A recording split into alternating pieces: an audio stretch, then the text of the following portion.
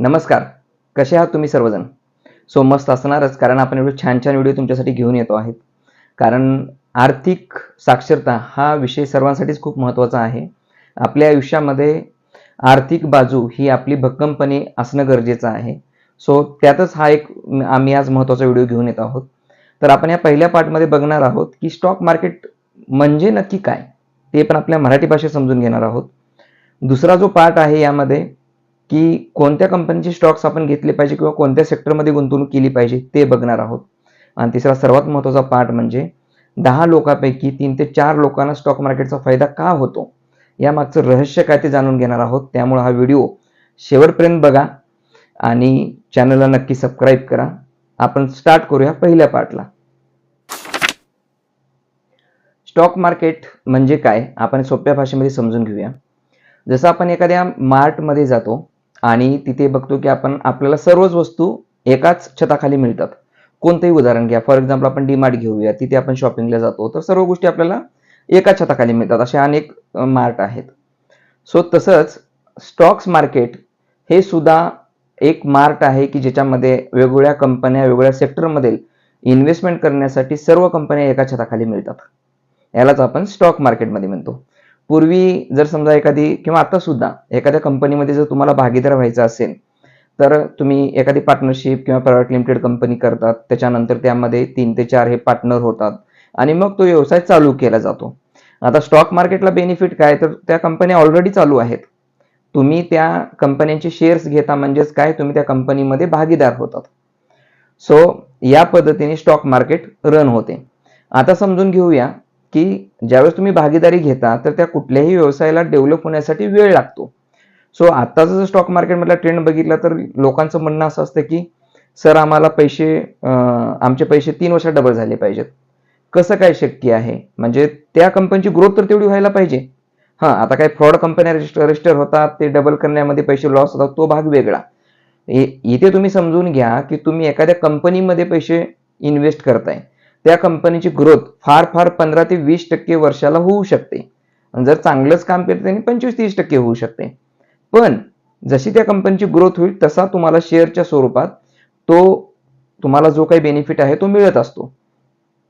So आता यामध्ये जर आपण बघितलं तर एकाच वर्षामध्ये 100% कुठल्या कंपनीची ग्रोथ होते का? अजिबात होत नाही. त्याच्यामुळं पहिलं तरी गुंतवणूक करतो ही पहिली गोष्ट समजून घ्या की तुम्ही स्टॉक्स घेताय म्हणजे एखाद्या कंपनीमध्ये तुम्ही भागीदार होत आहेत. सो आता आपण सेकंड पार्टमध्ये बघूया की कोणत्या कंपनीचे स्टॉक्स आपण घेतले पाहिजेत किंवा कोणत्या सेक्टरमध्ये तुम्ही इनिशियली गुंतवणूक करायला चालू कराल म्हणजे तुमच्या काही बरेचसे डाऊट क्लिअर होतील. सेकंड पार्टमध्ये बघणार आहोत आपण की कोणत्या सेक्टरमध्ये गुंतवणूक करावी म्हणजे जेणेकरून आपल्याला चांगला बेनिफिट घेता येईल. आणि जरी तुम्हाला स्टॉक मार्केटचं नॉलेज नसेल तरी बेसिक काय मी तुम्हाला गोष्टी टिप्स सांगणार आहे, त्यावरून तुम्ही कोणता स्टॉक्स घ्यायचा ते तुम्ही इझिली ठरवू शकता. सो सर्वात प्रथम मी तुम्हाला एक सांगेन की आता मी जसं पहिल्या पार्टमध्ये पण सांगितलं की तुम्ही इमिडिएटली 2 वर्ष 3 वर्षात डबल क्विक पैसे पाहिजे हा विचार करून तुम्ही स्टॉक मार्केटला गुंतवणूक करू नका. तर यासाठी मी तुम्हाला आणखी एक आयडिया देतो. समजा एखाद्या व्यक्तीचं वय वर्ष 40 वर्ष आहे तर जनरली तो व्यक्ती पुढचे 75 ते 80 वर्ष इंडियामधला आयुमान आहे सध्या. म्हणजे पुढचे 35 ते 40 वर्ष तो सर्वाइव्ह होणार आहे. या 35 ते 40 वर्षांमध्ये त्या व्यक्तीच्या आयुष्यामध्ये काही पैसे त्या व्यक्तीला 5 वर्षांत लागणार आहेत, 45ला, काही 50ला लागणार आहेत, काही 55ला लागणार आहेत, काही पैसे त्या व्यक्तीला वयाच्या 60व्या वर्षी म्हणजे रिटायरमेंटला काही लागणार आहेत.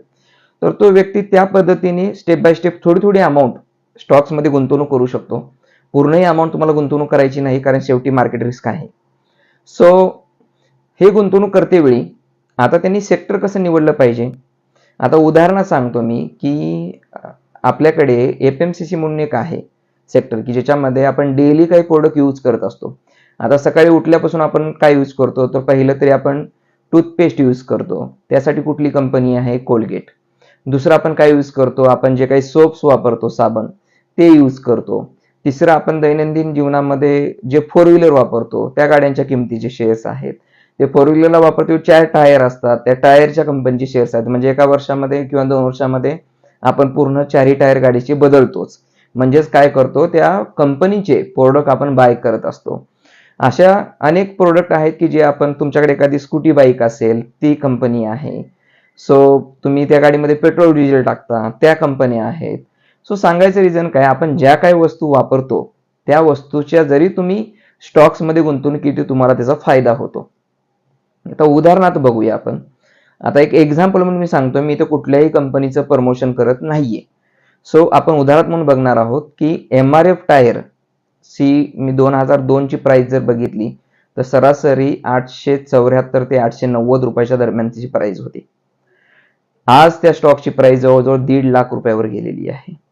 म्हणजे 25 वर्षाखाली 875 रुपयावरनं 1.5 लाख रुपये कितीतरी पट तो स्टॉक्स वाढलेला आहे. सो आता त्या स्टॉक्समध्ये त्यांनी ज्या व्यक्तीने गुंतवणूक केली, समजा एखाद्या व्यक्तीने 35व्या वर्षी काही MRF चे स्टॉक्स घेऊन ठेवले असतील, समजा एक्झाम्पल सांगतो मी की 100 त्यांनी स्टॉक्स घेतलेले असतील, तर आज त्या 100 स्टॉकची प्राइस किती आहे तर 1.5 कोटी रुपये.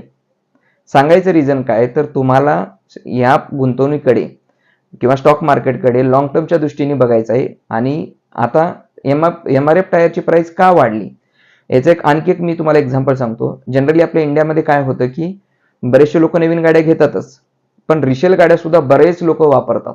ज्यांची कॅपॅसिटी आहे 4-5 लाख रुपयाची ते व्यक्ती रिसेलमध्ये गाड्या घेतात, पण रिसेल गाडी घेतली तर टायर टाकावेच लागतात.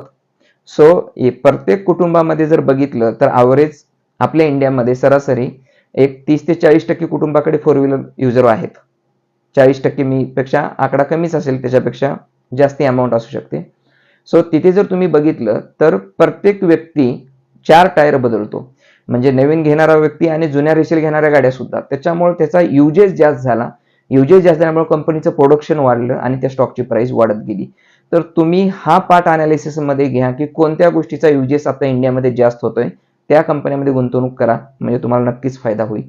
आता आपण तिसऱ्या पार्टमध्ये बघणार आहोत की 10 पैकी 4च लोकांचा फायदा का होतो बरं, 6 लोकांना का त्याचा फायदा होत नाही, हा बघूया तिसऱ्या पार्टमध्ये. या व्हिडिओच्या आपण तिसऱ्या आणि महत्त्वाच्या पार्टमध्ये बघणार आहोत की 10 पैकी 3 ते 4 लोकांना स्टॉक मार्केटचा फायदा होतो, बाकीच्या लोकांना फायदा का होत नाही. तर स्टॉक मार्केटमध्ये इन्व्हेस्टर हे 2 प्रकारचे असतात. त्यामध्ये पहिला असतो शॉर्ट टर्म इन्व्हेस्टर, दुसरा असतो लॉंग टर्म इन्व्हेस्टर.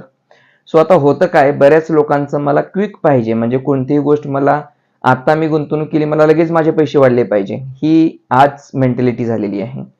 सो त्याचा इम्पॅक्ट काय होतो की एक्झाम्पल म्हणून सांगतो, समजा एखाद्या व्यक्तीने 700 रुपयाला एखाद्या कंपनीचा स्टॉक्स घेतला आणि तो विकला 900 रुपयाला. परत तो म्हणणार की आता 200 रुपये वाढले, तर हे 900 रुपये दुसऱ्या कंपनीमध्ये गुंतवणूक केली. परत 900 रुपयाचे 1200 रुपयाला विकणार, 1200चा परत दुसऱ्या कंपनीत घेणार, 1500ला विकणार आणि तो म्हणणार की नाही आता भरपूर पैसे कमवले, आता 600 रुपये प्रॉफिट झालाय, आता कुठेतरी मस्त पार्टी करू, खर्च करू आणि किंवा एखादी वस्तू घेऊ, आणि अशा पद्धतीने ते पैसे तिथे खर्च होऊन जातात. पैसे कंपाऊंडिंग होत नाहीत किंवा पैसे त्यांचे वाढत नाहीत. आता दुसरा जो वर्ग आहे त्या व्यक्तीने प्लॅन केलेले असतात की बाबा मला हे पैसे 10 वर्षांतच पाहिजे, 15 वर्षांतर पाहिजे, 20 वर्षांतर पाहिजे, तोपर्यंत मला ह्या पैशाचा विचार सुद्धा करायचा नाहीये. बघा, मी ही गोष्ट खूप केअरफुली म्हणतो की ह्या पैशाचा विचार करायचा नाही की माझ्याकडे पैसे आहेत हे कन्सिडर करायचं नाहीये. ज्यावेळेस आपण आपल्या पैशाला कन्सिडर करतो त्यावेळेस आपण कुठंतरी खर्च करण्यासाठी त्या पैशाला आमंत्रण देत असतो. ह्याचं आणखी एक उदाहरण सांगतो मी. आमच्याकडे क्लायंट्स आहेत, त्यांना मी कोरोनाच्या काळामध्ये टाटा मोटरचा स्टॉक्स हा 82 रुपयाला आलेला होता. त्यावेळेस सरांना म्हटलं सर प्राइस स्वस्त झाली, तुम्ही घेऊन ठेवा. त्यांनी घेतले आणि ते स्टॉक्स त्यांनी 350 रुपयाला विकला. म्हटले सर आता भरपूर प्रॉफिट झाला. मी त्यांना म्हटलं गरज नसेल तर थांबा तुम्ही. आणि पुढच्या 1.5 वर्षामध्ये तो स्टॉक्स डायरेक्ट गेला 900 रुपयाला. त्यावेळेस तेच म्हटले की थांबायला पाहिजे होतं. म्हणजे सांगायचं रिझन काय, हे स्टॉक टाटा मोटर्स मी फक्त एक्झाम्पल म्हणून सांगितलं, नॉट प्रमोशन. सो मग सांगायचं रिझन काय, तर जर त्या व्यक्तीने आणखी 1.5-2 वर्ष थांबले असते त्यांना खूप चांगला प्रॉफिट झालेला असता. सो तसंच यामध्ये होतं काय की सेकंड जे इन्व्हेस्टर मी तुम्हाला सांगितलं लॉंग टर्मसाठी, तर ते 15, 20, 25 वर्षे गोल तयार करतात, त्या पैशाकडे बघत नाही. त्याचा फायदा काय होतो, ज्यावेळेस कंपनीला खूप सारा प्रॉफिट होतो किंवा कंपनीचा टर्नओव्हर वाढतो त्यावेळेस स्टॉक्स हे स्प्लिट केले जातात आणि मग 10 स्टॉक्सचे कधी 50 स्टॉक्स होतात, 50चे 500 स्टॉक्स होतात, 500चे 5000 स्टॉक्स होतात आणि 20 वर्षामध्ये एवढे स्टॉक्स होतात, त्या व्यक्तीची एवढी प्राइस होती. इन्फोसिस हे जिवंत उदाहरण आहे आपल्याकडे. सो त्या कंपन्यांचं बघितलं तर मग त्या रिटायरमेंटला किंवा त्या व्यक्तीकडे या गोष्टीचा एवढा फायदा होतो आणि म्हणून मी म्हणतोय की 3 ते 4 लोकच हे स्टॉक मार्केटला चांगल्या पद्धतीने फायदा घेतात. तुम्ही सुद्धा मित्रांनो ही ट्रिक्स यूज करा. तुम्ही स्टॉक मार्केट हे 1-2 वर्षाचा सट्टा बाजार म्हणून बघू नका. डिसिप्लिन त्या कंपनीसोबत भागीदार म्हणून राहा. तुम्हाला नक्कीच फायदा होईल. आणि हा जर व्हिडिओ आवडला तर तुमच्या स्टॉक्स मार्केटमध्ये गुंतवणूक करणाऱ्या मित्रांना नक्की शेअर करा. या व्हिडिओचा फायदा त्यांना पण होईल. आणि चॅनलला सबस्क्राईब करा.